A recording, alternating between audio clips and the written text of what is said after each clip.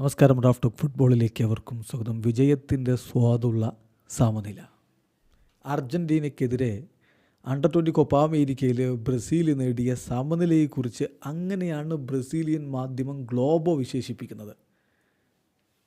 Title ഇങ്ങനെയാണ്, Portuguese ഭാഷയിലാണ്, അത് നമ്മൾ ഇംഗ്ലീഷിലേക്ക് ട്രാൻസ്ലേറ്റ് ചെയ്താൽ tie with a taste of victory. അവർ പോലും അങ്ങനെയാണ് കൊടുക്കുന്നത്. പിന്നെ നമ്മളത് പറഞ്ഞ എന്താ പ്രശ്നം? വിജയത്തിൻ്റെ മധുരമുള്ള സമനില എന്ന് പറയാനുള്ള കാരണവും അവർ വിശദീകരിക്കുന്നുണ്ട്. കാരണം ഈ ടൂർണമെൻറ്റിൽ ആദ്യ മത്സരത്തിൽ ചരിത്ര തോൽവിയാണ് അർജൻറ്റീനയോട് ബ്രസീൽ ഏറ്റുവാങ്ങിയത്. 6 ഗോളിൻ്റെ പരാജയം. അവിടെ നിന്നാണ് ഈ തിരിച്ചുവരവ്.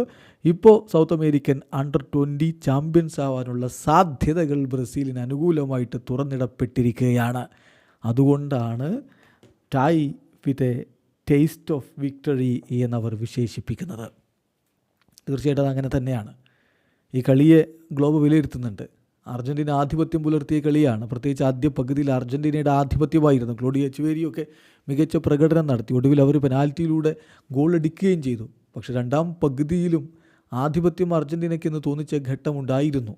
എച്ചുവേരിയെ പിൻവലിച്ചതിന് ശേഷമാണ് ബ്രസീൽ അവസരങ്ങളൊക്കെ ഉണ്ടാക്കിയെടുക്കുന്നതും ആ സമനില റയാനിലൂടെ നേടുന്നതും. ഏതായാലും ആ സമനിലയ്ക്ക്, ആ പോയിൻറ്റിന് പൊന്നും വിലയുണ്ട്. ഇപ്പോൾ അണ്ടർ-20 കോപ്പ അമേരിക്കയിൽ ബ്രസീലാണ് ഫൈനൽ റൗണ്ടിൽ 1-ാം സ്ഥാനത്ത്.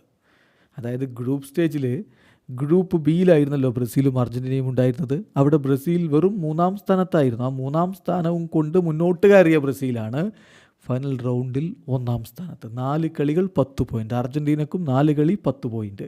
അർജൻറ്റീന രണ്ടാമതായി പോയത് ഗോൾ ഡിഫറൻസിൻ്റെ വ്യത്യാസത്തിലാണ്. 6 ഗോൾ അടിച്ച ബ്രസീൽ 2 ഗോളേ തിരികെ വാങ്ങിയുള്ളൂ. +4 ആണ് ബ്രസീലിൻ്റെ ഗോൾ ഡിഫറൻസ് എങ്കിൽ 8 ഗോൾ അടിച്ച അർജൻറ്റീന 5 എണ്ണം തിരികെ വാങ്ങിയിട്ടുണ്ട്. +3 ആണ് അർജൻറ്റീനയുടെ ഗോൾ ഡിഫറൻസ്. സോ ബ്രസീലിന് ഇത് വിജയത്തോളം പോകുന്ന സമനില തന്നെയാണ്. ഇനിയുള്ള ചോദ്യം, കിരീടം ചൂടാൻ എന്ത് വേണം? ഒറ്റ റൗണ്ട് കളിയേ ബാക്കിയുള്ളൂ.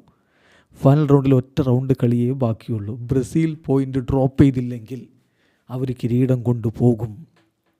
അവർക്ക് പോയിൻ്റ് പട്ടികയിൽ അവസാന സ്ഥാനക്കാരായ ചിലിയോടാണ് കളി.